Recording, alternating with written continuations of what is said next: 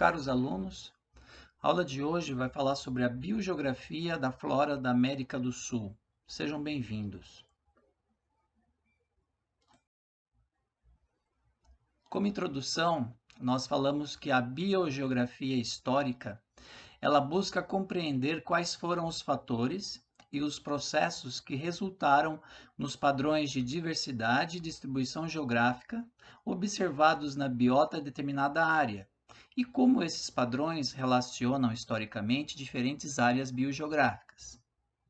A biogeografia histórica, ela depende fundamentalmente do conhecimento preciso da área de distribuição dos táxons e de filogenias, com estimativas confiáveis da idade dos eventos cladogenéticos inferidos.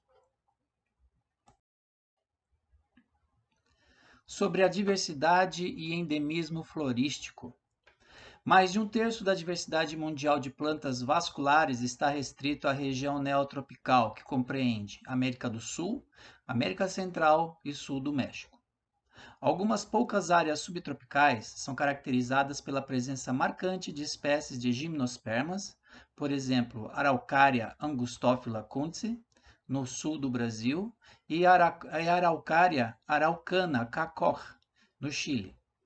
Além destas, as licófitas, hemonófitas, briófitas, como por exemplo musgos, hepáticas e antóceros, também estão muito representadas no continente. A enorme diversidade florística da América do Sul está associada à ampla heterogeneidade ecológica, paisagens que variam de planícies a altas cordilheiras, bem como climática, com climas tropicais a temperados e frios e áridos a hiperúmidos no continente.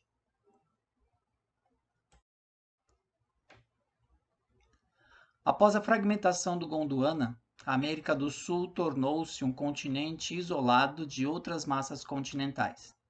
Este isolamento provavelmente imprimiu forte marca na flora sul-americana e a ajuda a explicar o fato de, na região neotropical, ser mais detentora do maior número de famílias endêmicas de angiospermas. Cerca de 10 famílias de angiospermas têm centro de diversidade na América do Sul e são quase exclusivamente neotropicais. A reconstrução da história evolutiva e biogeográfica de cada grupo pode ajudar a explicar diferenças de diversidade entre a região neotropical e outras partes do mundo.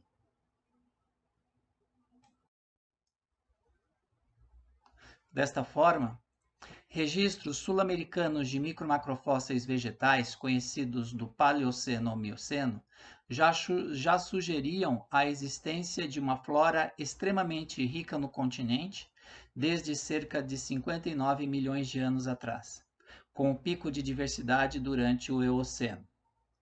A flora miocênica das terras baixas da região amazônica já era muito semelhante à atual, altamente diversificadas e com as mesmas famílias dominantes no componente arbóreo.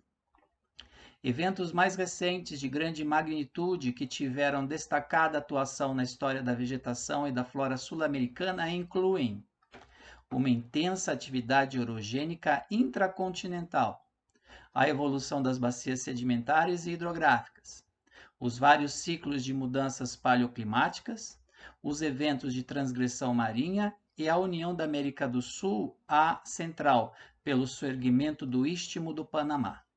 Isso quer dizer a própria formação do que nós temos aqui da plataforma sul-americana, né? Então teve essa grande influência aqui na história da vegetação. Assim, de acordo com a evolução geográfica intercontinental da flora sul-americana, nós devemos ressaltar que os padrões biogeográficos observados atualmente originaram-se ao longo de centenas de milhares de anos, por eventos de vicariância, dispersão, especiação e extinção. Então, na sequência aqui, nós vamos falar as datas aproximadas que esses eventos propiciaram principalmente nessa evolução geográfica do continente sul-americano. Aproximadamente 220 milhões de anos, nós tivemos a fragmentação do Pangeia. A América do Sul permaneceu ligada ao bloco gondwânico, que fazia parte América do Sul, África, Antártica, Índia, Austrália. Com isso, houve o rompimento da conexão florística pretérita que existia com o hemisfério norte. Essa é a tal da hipótese boreotropical. Então, quando existiu o Pangeia, havia então uma conexão florística entre o hemisfério norte e o hemisfério sul, né? Com a divisão do Pangeia, então, essa conexão ela foi perdida. Isso é verificado através da presença de fósseis, né, que são datados desse período, indicando então uma possível composição florística anterior ao que seria a divisão do Pangeia. Em 145 milhões de anos, nós temos a flora da América do Sul já tinha elementos comuns com muitas áreas pangeais. No caso aqui, a Antártica possuía, né, com grupos de samambaias, coníferas e quingófitas. Então, era a semelhança que existia entre a América do Sul, a flora da América do Sul, e a flora da Antártica, por exemplo. Tá? Em 136 milhões de anos, houve o surgimento das angiospermas, plantas com flores. Elas irão substituir gradualmente a flora mais primitiva. Então, aquela flora que na realidade fazia parte de um sistema só durante o Pangeia, vai sendo aos poucos substituída por uma flora mais moderna, mais atualizada.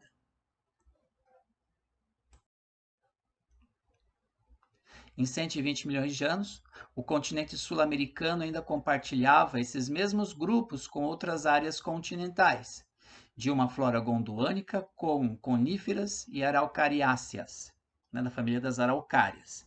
Então, ainda, apesar do início da divisão do que seria da América do Sul com a África, ainda compartilhávamos, né, esses grupos com outras regiões aqui continentais, principalmente do que era a antiga estrutura do Gondwana. Em 110 milhões de anos, a separação do Gondwana Ocidental, ou seja, da América do Sul e África, possibilitou o desenvolvimento da flora sul-américa autóctone, que na realidade é essa flora que caracteriza principalmente a vegetação sul-americana, neotropical. Em 70 milhões de anos, nós já temos evidências paleontológicas da paleoflora dominada por angiospermas na América do Sul. Então, houve, nesse caso aqui, uma substituição já nesse período daquela flora antiga, quando existiu Pangeia, por uma flora mais moderna, que no caso aqui dominada pelas angiospermas. Em 65 milhões de anos, lembrando que esta data aqui é quando nós temos a grande extinção dos dinossauros, né? Então parte da vegetação também foi destruída. Nós temos a origem das florestas tropicais, com mais da metade de toda a biodiversidade do planeta está inserida nessas florestas tropicais. Tá? Então, esse processo aqui inicia-se há 65 milhões de anos, possivelmente após a extinção, grande extinção dos dinossauros. Já entre 55 e 50 milhões de anos, nós tivemos uma grande diversificação florística. Há uma correlação deste evento com as mudanças da temperatura global estimada para o período.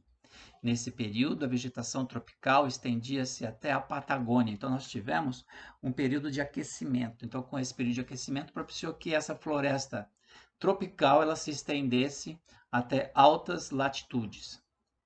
Cerca de 30 milhões de anos. O possível mecanismo de dispersão de espécies através da Antártica ou de proto-ilhas do Mar do Caribe ainda era feito. Então, apesar de já ter tido toda a separação entre a América do Sul e a África, o surgimento do Oceano Atlântico Sul, ainda algumas conexões permitiam que fizessem, principalmente, trocas, né, de elementos florísticos entre o que seria regiões com a Antártica, bem ao sul, através da Patagônia, e principalmente em algumas proto-ilhas que na realidade indicam aquela área atual do Mar do Caribe. Entre 25 a 2,7 milhões de anos, nós temos então com a formação do Istmo do Panamá a possibilidade, né, de um extenso intercâmbio biótico, tanto vegetal quanto animal, entre a América do Norte e a América do Sul. Então, quando o Istmo do Panamá ele conectou as duas grandes Américas, a do Sul e do Norte, nós tivemos então o que chamamos de grande intercâmbio biótico americano, tá? Então, houve nesse caso aqui essa troca de informações, tanto vegetais quanto animais. Há cerca de 15 milhões de anos, os climas posteriores foram mais frios e secos, propiciando uma drástica redução nessa diversidade florística que nós tínhamos até então, principalmente de florestas tropicais que dominavam até o sul da América do Sul, né? Nesse mesmo tempo, entre 15 e 5 milhões de anos, nós tivemos o surgimento dos Andes. Com o surgimento dos Andes, vai ser então o início da formação de uma grande barreira natural. Então, aí nós teremos, nesse caso, ações onde diversos subgrupos e grupos florísticos eles vão ser separados e vão ser especializados e terão uma evolução distinta em cada grupo, tá?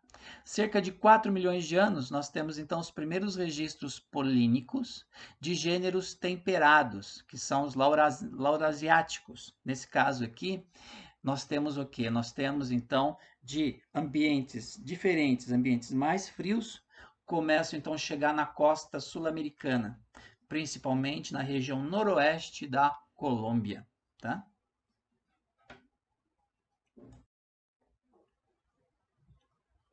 Assim, importantes grupos de plantas sul-americanas, com poucos representantes na África, parecem ter colonizado o continente africano em períodos muito posteriores à separação dos continentes. Essa é uma hipótese.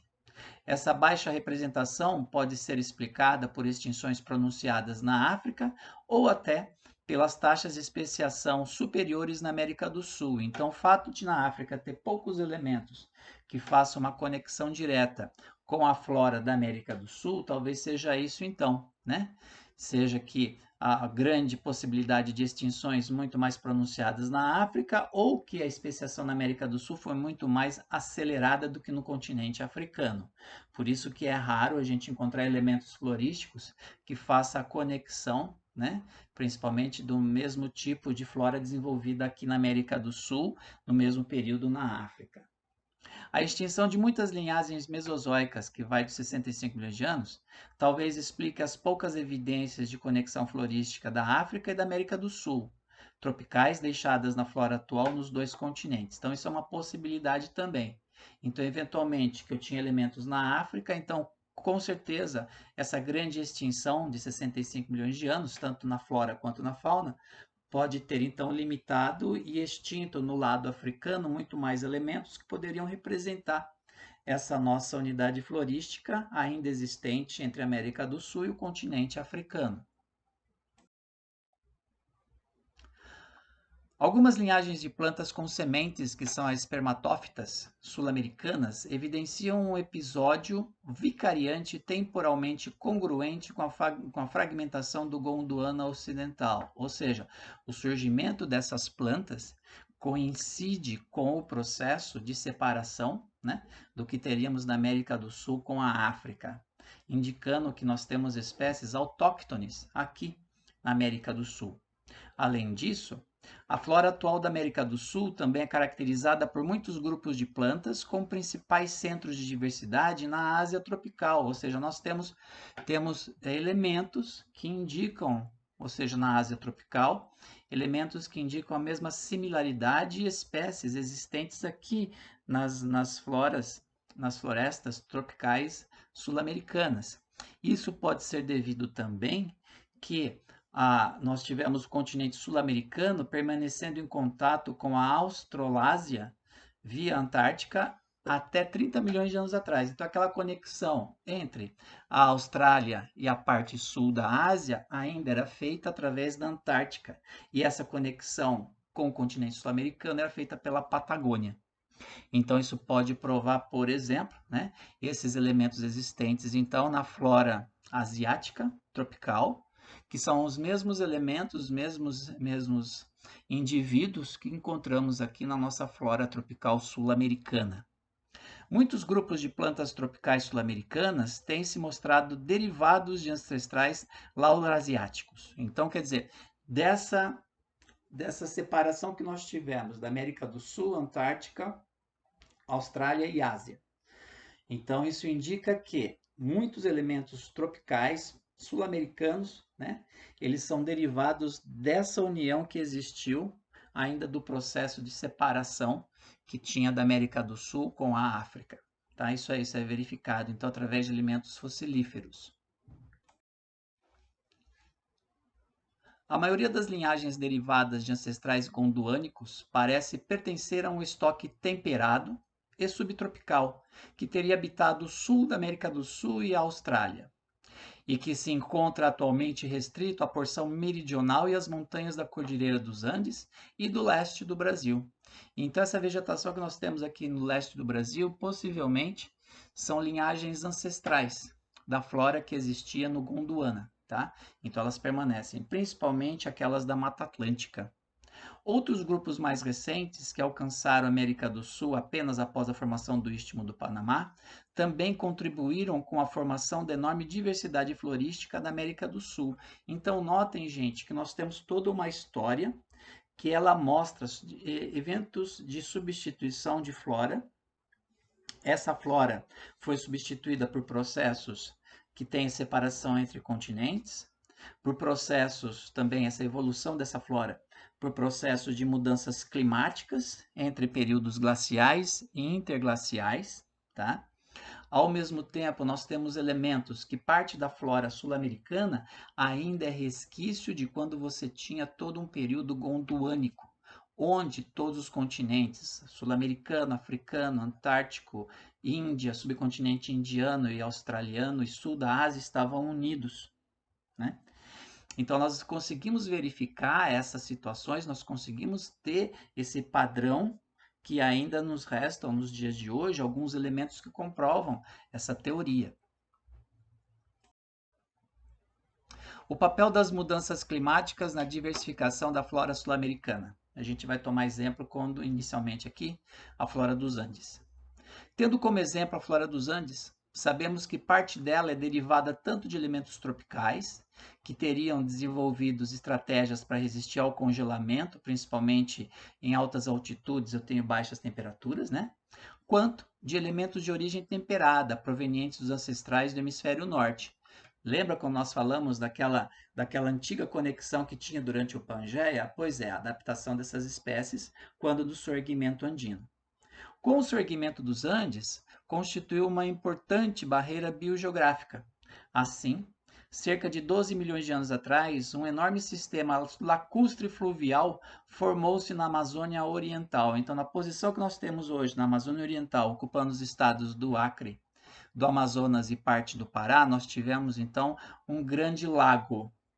Né? Esse grande lago, então, propiciou que várias linhagens, né, teriam sofrido uma diversificação local e, posteriormente, né, com o desaparecimento desse grande lago, então nós tivemos, há cerca de 7 milhões de anos atrás, uma expansão de áreas terrestres na mesma região. Então, essa adaptação forçada com o surgimento dos Andes, na porção oeste da América do Sul, ao mesmo tempo, na porção amazônica, tivemos a formação de um grande lago de água doce, que foi posteriormente extinto, e aí novas porções de terra úmida propiciaram que espécies vegetais colonizassem essas áreas e se adaptassem a esses novos condicionantes. Então, nós temos uma espécie dessa evolução, principalmente, né, da floresta tropical na região amazônica, também passa por esses indícios. No caso, a orogênese da Cordilheira Andina, a partir do Oligoceno-Mioceno, formou uma barreira climática, cujo efeito mais significativo foi a expansão de áreas sazonalmente secas. Então, ao mesmo tempo que os Andes foram sendo formados, eles criaram em algumas regiões da América do Sul algumas regiões mais secas, pois fazia como se fosse uma sombra à umidade que vinha principalmente do Oceano Pacífico. Então, regiões internas, aqui, o que seria próximas aos Andes recém-formados, então começaram a ser regiões mais secas. Nesse caso aqui, eu tenho como, por exemplo, até os dias de hoje, a formação do deserto de Atacama e das estepes da Patagônia. Né? Com a presença dos Andes, a alteração dos sistemas climáticos, então isso vai influenciar diretamente na adaptação da nossa flora. A flora sul-americana vai ser forçada a se readaptar devido a essas mudanças climáticas locais. né, associadas, entre outras coisas, à própria orogenia dos Andes, a formação da Cordilheira Andina. No caso, o Cerrado tem uma história que remonta a partir do Mioceno. Algumas linhagens mais características de plantas parecem ter sido originadas de biomas vizinhos por meio de adaptações associadas à tolerância ao fogo.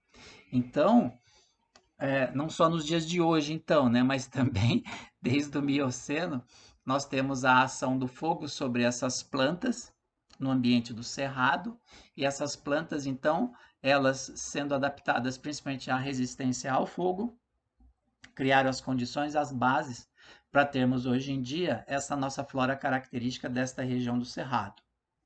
O surgimento de alguns tipos de vegetais suculentos, como as cactáceas, né, os cactos, parece ter ocorrido concomitantemente com o aumento de ambientes com o estresse hídrico do Oligoceno, ou seja, a falta de água obrigou determinadas espécies de plantas a desenvolverem mecanismos, e esses mecanismos que caracterizam então essas nossas cactáceas, os nossos cactos, que se desenvolveram então principalmente após esse período com esse grande estresse hídrico, ou seja, a falta de água. É uma possibilidade.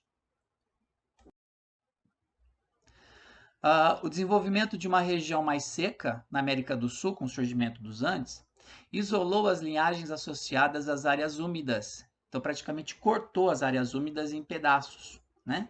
Essa área mais seca que se formou na América do Sul, principalmente devido à influência da formação dos Andes, então dividiu em partes as nossas linhagens de plantas em áreas úmidas, né?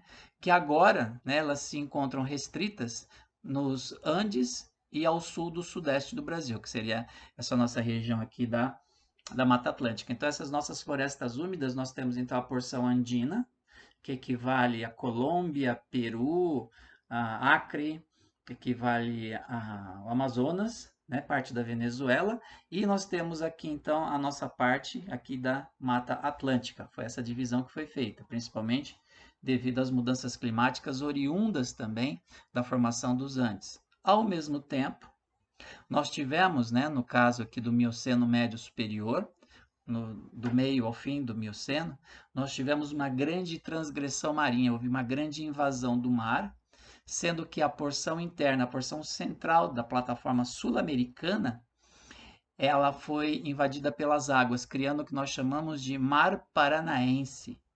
Nesse caso, ele se localizava, aliás, no leste dos Andes, que corresponde à região do Chaco. A região do Chaco é o norte do Paraguai e o Pantanal. Então, praticamente toda essa região central da América do Sul, por causa dessa grande invasão marinha, essa transgressão marinha, tornou-se uma área alagada, né?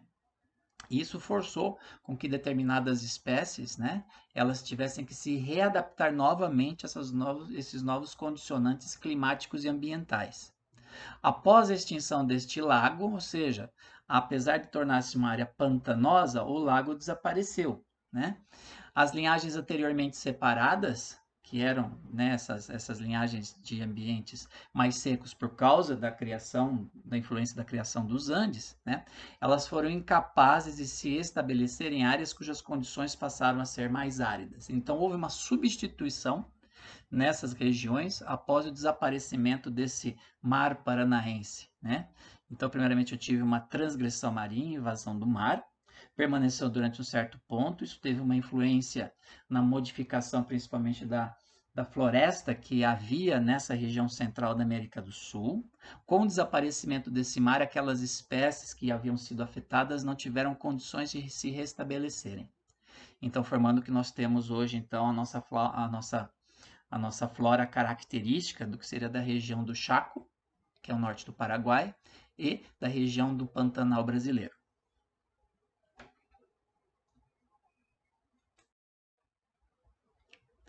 Na América do Sul, as florestas tropicais pluviais, ou também florestas tropicais úmidas, elas surgiram há pelo menos 58 milhões de anos atrás e encontram-se atualmente restritas à Amazônia, às terras baixas nas encostas leste da Cordilheira dos Andes, ao noroeste da América do Sul, na costa atlântica do Brasil, que é a Mata Atlântica nossa, e em áreas de vegetação méssica, como as matas de galeria, do Cerrado e no Pantanal. Então, são resquícios, né?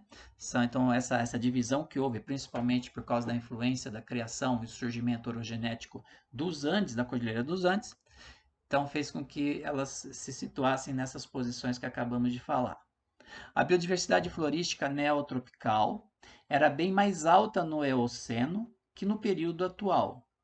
Isso poderia ser explicado através do modelo de refúgios pleistocênicos. Ou seja, no Pleistoceno, né, que é anterior ao Eoceno, eu tinha os refúgios. Esses refúgios eram populações que estavam fragmentadas no Pleistoceno, teriam se diferenciado tanto que, quando houve a expansão florestal, os fragmentos se reconectaram em períodos interglaciais, sendo responsável pela grande diversidade. Então, essas ilhas de vegetação, essas regiões, esses refúgios, regiões separadas entre si, a separação fez com que as espécies florísticas elas se diferenciassem e quando voltassem às condições mais úmidas, né, e se reconectassem, houvesse essa troca de material genético entre essas espécies que agora já estão diferenciadas. Então, isso aumenta cada vez mais a diversidade florística, né, desses elementos aqui nessa região. Então, isso ocorreu principalmente, né,